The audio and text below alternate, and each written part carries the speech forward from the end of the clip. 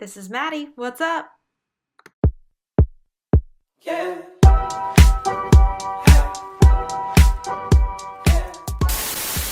Hi YouTube.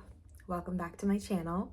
If you're new here, my name is Maddie. Welcome to my floor. I am an NPC bikini competitor and online coach for lifestyle athletes and competitors. If you guys are interested in coaching, the link for coaching is always down below in the description. But right now I am in a very fun season of life. I am in a growing period. I am pushing food like never before. I am balancing out my internal health. I had labs drawn the week before last and my results are still pending. So I do plan on going over those lab results with you guys in future videos. This week's video is a little bit short, but nonetheless, it covers just some things that I'm working on emotionally right now, and that is switching off the prep switch and switching on the live life switch. It sounds a lot easier when you verbalize it than it is to actually carry that out. Right now, my life is moving at a very, very fast pace. I just moved into a brand new apartment. As you can see here, things are in shambles and they're slowly coming together. But I am focused on growing and getting back all of the muscle that I had lost going through a year-long prep. And I am going out. I am dating. So I have a date this week and I plan on not filming at all, sorry. And this past weekend, I went to a concert with my dad. That concert was so much fun. We went to go see George Strait. So I have some video footage in here from that and what that looked like, but I wanted to really talk about what it looks like to eat outside of the house, and how difficult that can be, and some of the strategies that I use to honestly make the process really, really easy for me. I, in the past, have really struggled with eating off plan and feeling guilty for it, or almost feeling like, well, it's justified, I'm allowed to do this, but still feeling like I was doing something wrong, even if it was like a salad. So I actually went and this was probably one of the first times ever where I had zero sort of feelings of justifying anything. And I worked very, very hard on that with some emotional strategies as well as just a literal strategy to get through that. So I walk you through all of that this week. You'll see some fun meals that I'm cooking, and I also include some clips of my training. So without further ado, let's dive on into this video. I hope you enjoy the first few clips of some fun recipes that I've been cooking up. And then I will probably transition into some training clips. You can see one of my training sessions from this week. It was a lower body day. It was hot and heavy. Right now we aren't doing a ton of exercises. I think right now there's not just right now, but I think that there's this misconception that you have to be doing 10 to 15 different exercises to trigger all the different muscles in your body, but that's just not the case. I have been working on 4, maybe 5 exercises, including maybe 2 to 3 compound lifts, and then a few exercises that just work accessory muscles. And I am seeing growth like never before. And then other than that, just focusing on, like I said, living my life. So enjoy this vlog of me enjoying my time, living my life, working through some of these mental barriers. And I hope you get something out of it. So we're trying out a new breakfast today. So excited for this one. I've got a whole egg and 4 ounces of egg whites, mushrooms, spinach, and then my Melinda's truffle sauce. In here, I have 1/3 of a cup of the Kind granola with flax. And then on top of this, with my banana, I'm gonna do a Chobani Zero Sugar yogurt. And then I've got a slice of pumpernickel bread with some of that Greek yogurt and guacamole dip from Trader Joe's. Makes it like avocado toast. So this is breakfast for today. All right, so after that big old carb heavy breakfast, of course we had to hit legs. So you can see here, this is me focusing on 2 to 3 compound lifts and then all of those good old accessory exercises. And by all of those, I mean 1 or 2. I'm working on about 2 to 3 building sets before I get up to my working sets on each one of these exercises. And then for every single working set, in which I'm doing 4 to 5 right now, I am training until failure. That means that on that last and final rep, I literally do not have the gas in me for one more rep in the tank. And this is what has produced the most growth for me ever in my entire bodybuilding career. So if you're looking to grow, maybe take things down a notch to take them back up. Hey YouTube. So it is me. It was a good old leg day today, but I'm making a new lunch. So I wanted to pop in here and show you guys what I've been making. So I will pan the camera over and kind of show you ingredients. You know I'm a sucker for quick and easy meals. So this is the Trader Joe's cauliflower gnocchi. Just heat this up in a saucepan. And then over here I have zucchini, mushrooms, red onion, the Trader Joe's Just Chicken, which I take kitchen shears and just slice this, some canned artichokes, and then I'm gonna put some spinach in here. And then this is the red sauce that I use, and I will be sure to show you the final product. All right, so let's get in some better lighting. This is the finished product of my lunch. And then naturally, we've got a side of kids cereal, some cinnamon checks today. So, bon appetit. All right, YouTube. So this is a meal that I have been absolutely loving this week. I have sauteed some mushrooms and zucchini, chicken, red onion, spinach, green onion, and then I used this Trader Joe's Greek yogurt chunky guacamole. The macros are really good on it, and it tastes just like guac. And then I've got some butternut squash zigzags here, and some baby air-fried potatoes. I'm gonna put some G. Hughes sugar-free Carolina Gold. And then for fun, shits and gigs, cinnamon Chex cereal.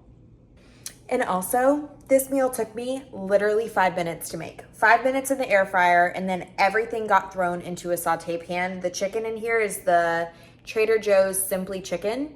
It's like 100 calories. It's got salt, pepper, and chicken, and that's the only ingredient. So if you think that healthy needs to take a long time, it really doesn't.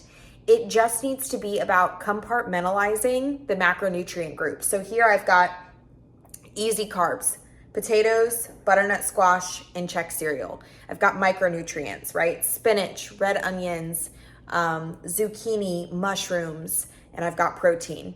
My fats are coming from my guacamole and the olive oil that I used in my air fryer. As well as there's some trace fats in the Chex cereal, but easy peasy, don't complicate things. I just got back from the grocery store. So now I'm going to show you, I'm gonna do a little grocery haul. I'm gonna put all my groceries out on the counter and show you guys what I picked up for this week. I've got some fun things. Please note, this is not all that I eat. I have plenty of fresh fruits and vegetables that I picked up at the farmer's market. And then I have all of my protein already that I get at Wild Fork. So this is just kind of all the extras, but I'll walk you through that here in just a moment. Okay, so nothing too crazy this week, but I picked up some organic coconut water.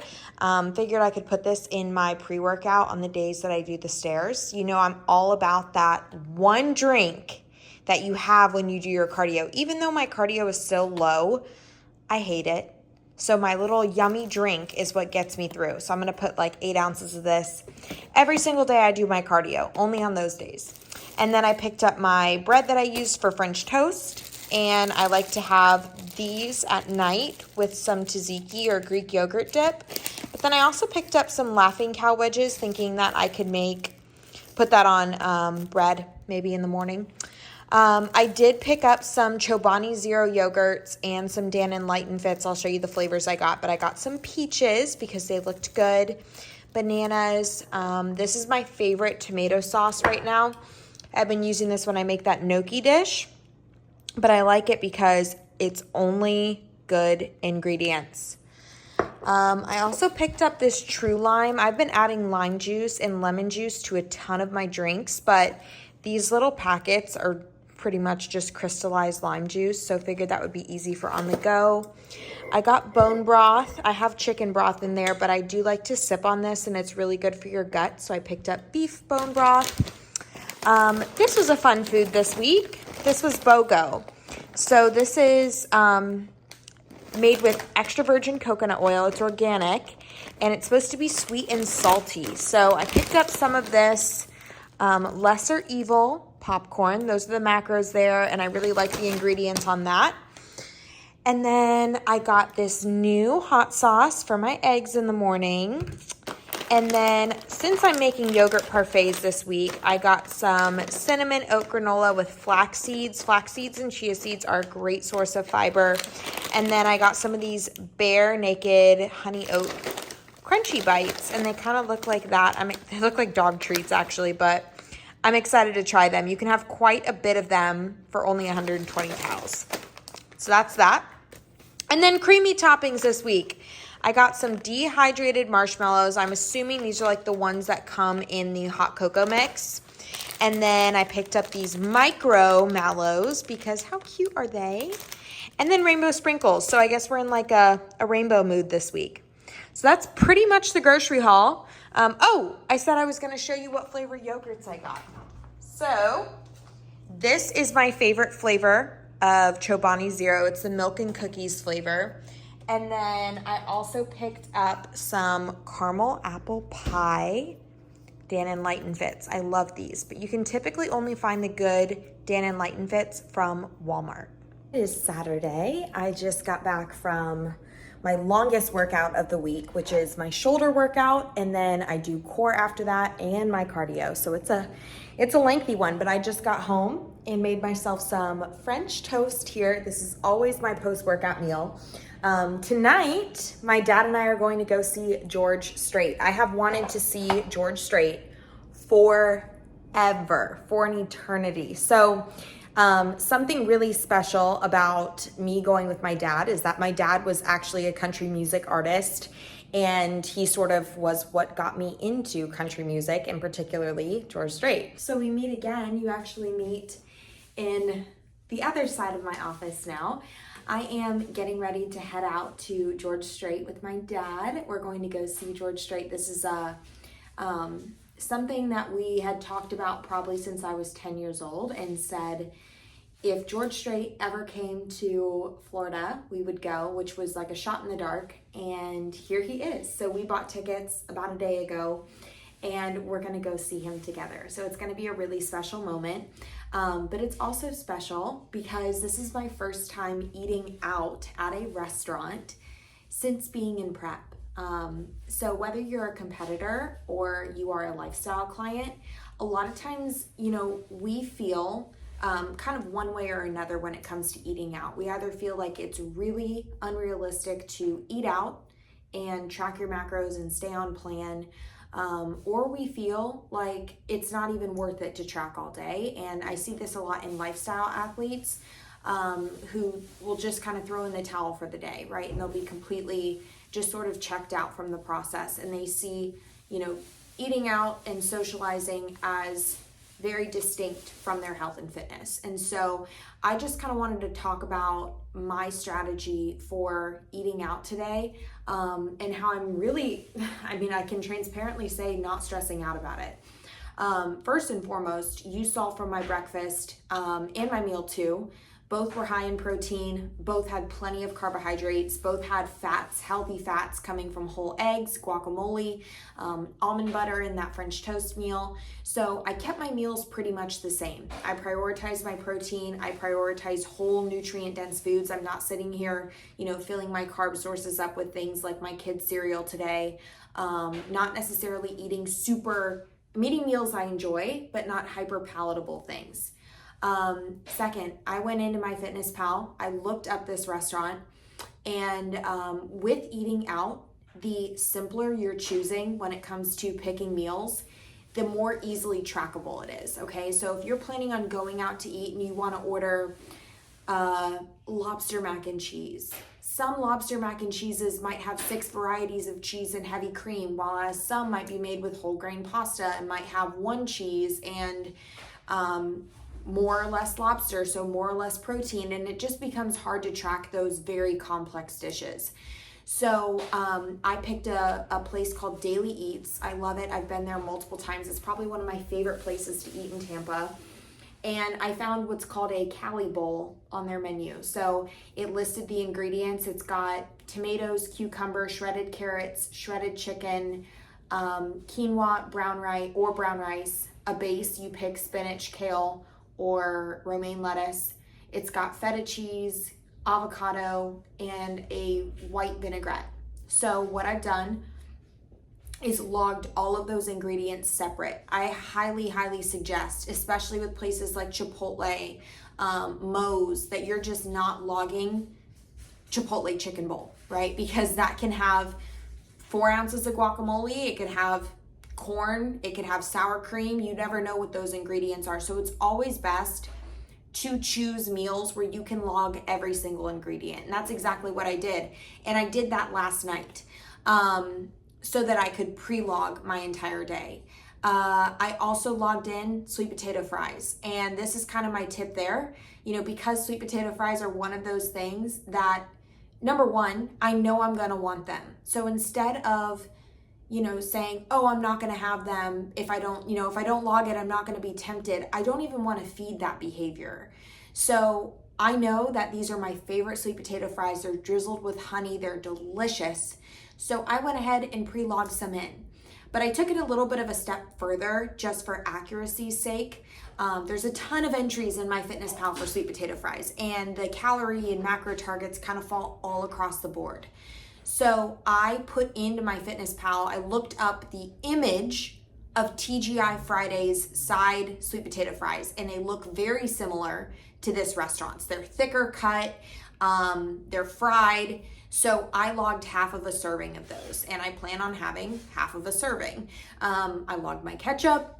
I made sure that I had everything in there. And then most importantly, I logged food for when I got back home, because knowing me and most people, we're gonna come back home, we're still gonna want something like our Ninja Creamy. But the key to really setting yourself up for success when it comes to eating out in a reverse diet is, number one, holding yourself accountable, right? Just because you're eating out doesn't mean it's something that can't be tracked. But it does matter what you're choosing, and it does matter the accuracy of those logs. And we can be more accurate if we're logging individual ingredients, and if we are taking the time to do that, kind of cross-referencing your entries with pictures from actual restaurants. Second thing is just the mindset and mentality of, eating out. I talked about this in an Instagram post that I plan on making on Monday, but there's 2 routes that your mind can take when you're eating out in a reverse diet, or when you're eating out as a lifestyle client, and it's not used to it's outside of your normal meals. Route number 1 is one that really buys into fear and self-doubt, and we can really cling onto those words and create an outcome that that confirms that bias, right? So an example of that is, I could go into this meal and say, but what if I sit down and I don't order what I pre-logged, and I order something that's very unhealthy for me, and I just go overboard? Or what if I eat this meal and I'm not satisfied, and then I don't have enough food left for the day? Or what if I eat this meal and I don't track it perfectly, and the scale goes up tomorrow and I'm fat? Well, all of those things are planting a seed that you're going to do that. So instead of that, I switch the gears, and I lean into my knowledge and my experience. If you're a competitor or a lifestyle client, you know what macros are. You know how to track your food. So you can look at menus ahead of time and put stuff in there. And most importantly, I think the biggest thing here is, if you're focused on whole nutrient dense foods for the remainder of your day, you're not going to go overboard. It's no different than a meal that you would make at home, where when the meal's gone, the meal's gone. And then paramount to this is the fact that at the end of the day, it's not even about the meal. You know, if you're eating out in a public place, it's about being with that person. It's about, this is like exactly what an off season is meant for. It's meant for socialization. It's meant for nourishing that empty hole inside of us. And so that's exactly what I'm doing today, is I am filling my emotional cup, and also filling my body with nutritious things. But most importantly, I'm there to enjoy the day with my dad. I actually have another meal planned to eat out, including drinks. This week, I'm going on a date. So that should be fun. I'm excited for that. But this is my test run, right? You can't screw it up when you're going out with your dad. Fingers crossed. But yeah, we're gonna go enjoy some daily eats and some George Strait and good country music. I got up this morning and I got my workout in. That's probably another really good tip, is on the days that you're going out to eat, I tend to find that if you're doing something that is bringing your awareness back to your nutrition in some way, shape, or form, like for example, I am more likely to be cognizant of what I'm putting in my body on the days that I train, because you've already kind of checked that box of taking care of yourself in some way. So you just kind of want to keep and build on that momentum. So this morning I got up, I did my cardio, I did my training, I did my ab training today. Saturday's usually my long training day. So naturally, I'm just kind of already programming myself from that. And then you back it up with that self-talk instead of that self-doubt, and you'll be so surprised with what you can accomplish. So I hopefully that helps some of you guys as you're navigating eating out and uncharted territory. It doesn't need to be scary, especially if you plan ahead and you believe in yourself. I'll talk to you guys real soon. So this is le lunch. This is my stir fry that I love. It's mushrooms, green onion, bean sprouts, green beans, zucchini, Argentinian shrimp, and then I've got white rice as the base. I'll put some sweet chili sauce on this, but sticking to my normal meals because I know that they leave me satiated, nice and full. And then we're gonna have an early dinner in Tampa. So we made it to Daily Eats. Got the Cali Bowl, sweet potato fries. Can I grab anything else right now? I think we're good. All right, awesome. Dad got his breakfast bowl. You ready to dig in? All right, YouTube, we demolished it. Next stop. Where are we going next? Ice cream. Ice cream. Guess where we just pulled up to? Ice cream.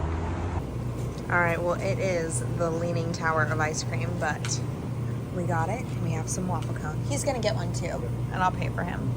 Yeah, I'll get the s'mores. Look at this. What size is hers? That's a medium. Leaning Tower of ice cream. All right. It's about that time. George Strait time. So we're on our way here, and there's like parking like 5 miles away. Not really, like a mile and a half. We're both like, we don't want to walk. Parking is like $20. And I'm like, watch, we're gonna get up close to the venue, it's gonna be 50. And we're both like, nah, there's no way. $50 later. Oh, 49 and change. 49 and change, yes. But, new boot goofing. What's that saying? I don't know. I went to La Zapateria La Batteria. 3 payments. So we made it into the concert. It is sweaty. But look how close we are. We got good tickets. Of course, my dad's socializing with everybody. All right, YouTube, we're tired, but we're hydrated.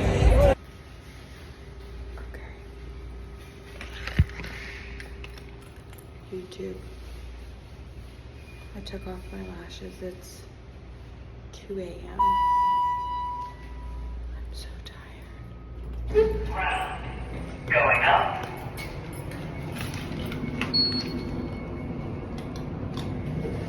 And I have to eat another meal.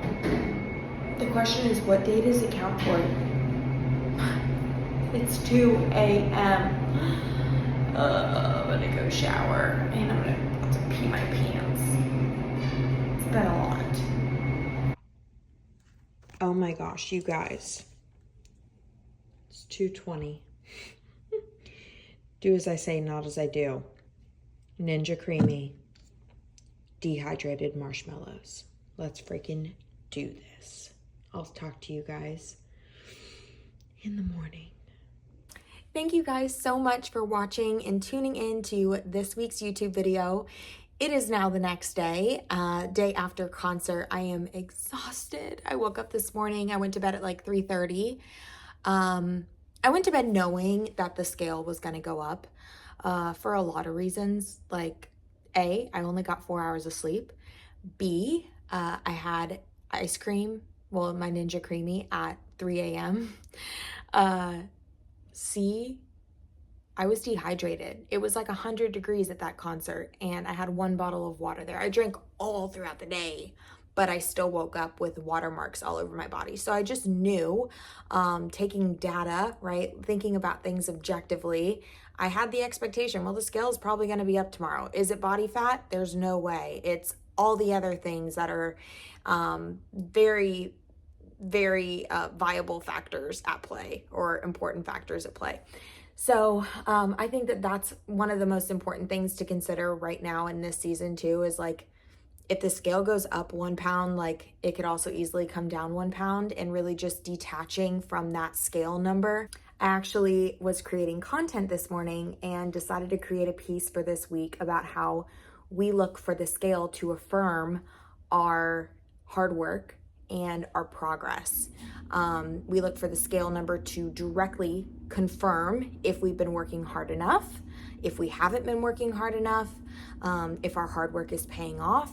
And I just want to move away from that. Like, I encourage that with my clients. I certainly try to not allow the scale to push me in one direction or another, just because there's so many other, I think, in terms of tiers of importance, important factors to consider, like sleep, like stress, like hydration, like when you ate, like how much you ate, that can tell you if you are progressing or not. And week after week after week, I'm getting heavier I'm lifting heavier in the gym. The scale is going up, but it's not going up at an astronomical rate.